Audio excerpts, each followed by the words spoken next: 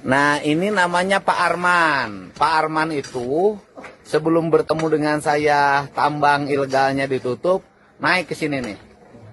Tadi tutup. Tadi itu. Itu kan Pak Arman? Ya. Tadi itu kan? Ya. Oh. Tadi itu kan? Ya, ya, Oh. ya. Tinggal di kamarnya Pak Arman itu. Tadi itu naik. Makan naon tadi itu naik. Ya Allah ya Robi, Pak Arman ngalah duit 50.000 kieu teuing.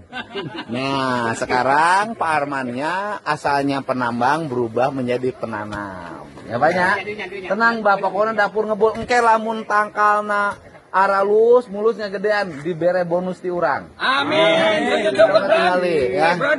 Jadi nanti gini, Pak Arman itu selain menanami ini akan dilengkapi oleh ingon-ingon. Ya, domba ya. Jadi satu petani saya lengkapi 4 ekor domba. Amin. Ya. Alhamdulillah. Jadi nanam tiap bulan dapat upah sehari-hari balik dia ngarit. Ya, Bah. Ya, gitu, Bah. Oke?